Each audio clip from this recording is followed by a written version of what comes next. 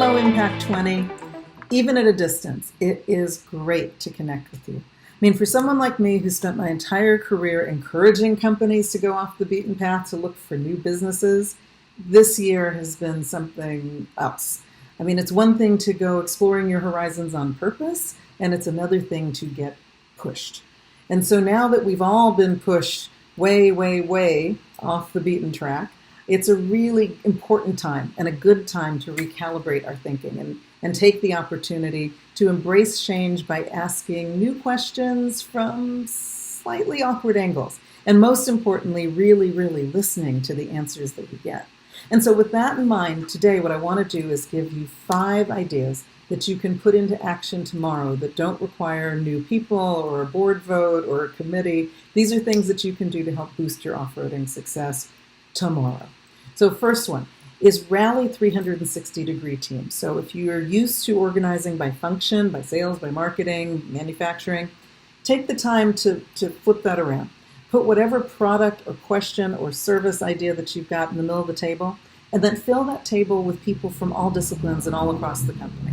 Not only does it boost your ideation and the quality of the ideation that you come up with, but it also allows people around the table to learn from those different disciplines as they go. Number 2, while you've got all those people around the table, take it as an opportunity to reset your benchmarks competitively in the larger business. What I mean by that is best exemplified by something that Herb Kelleher, who was one of the founders of Southwest Airlines, once said.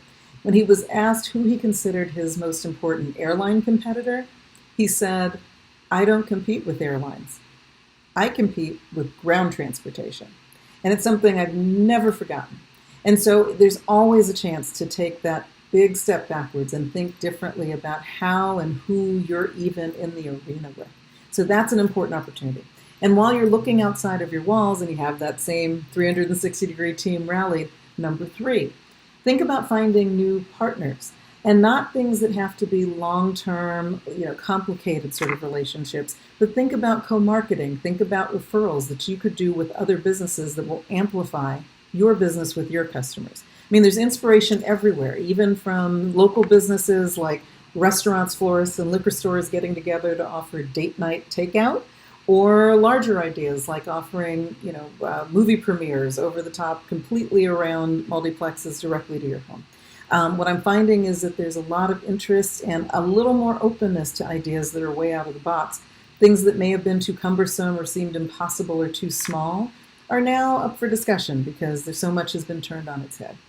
And then while you're stretching and exploring and thinking about these new ideas, number 4, take the time to get up close and personal with your customers, way beyond your normal market research and customer surveys online.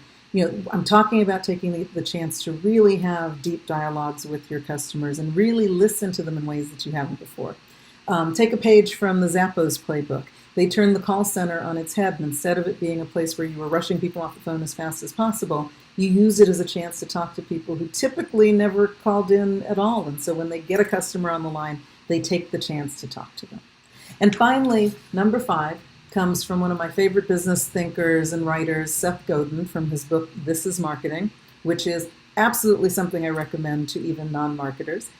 He talks about something called identifying your smallest viable market. And so, contrary to the idea of thinking about how broad and big your market can be, it's an exercise that asks, who is the smallest possible contingent, the smallest viable audience that you could have to make your business thrive? Who are the most important customers? Who are the most loyal customers? And once you can see them and identify them and describe them, take the time to then think about ways that you can super serve that audience of people, that first tier of customers, before you move on to the second and third and fourth tier. It's a tough exercise, but it's an amazing way to prioritize your thinking, especially when resources are scarce. And finally, the last thing that I'll add is to keep in mind the fundamental difference between invention and innovation. They're sometimes used interchangeably, but the difference is important.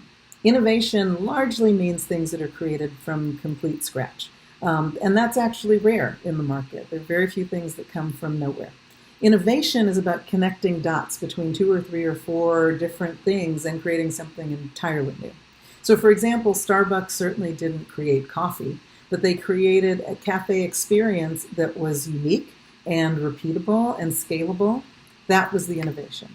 Haagen-Dazs didn't create ice cream, but they created a premium ice cream experience that was new at the time. Spanx didn't create the girdle originally, but they've reinvented the concept by marketing and bringing a different voice to it. So as you head out on your continued off-roading adventure, here's to a much, much better year ahead, and here's to finding your Spanx in this new space. Enjoy Impact 20.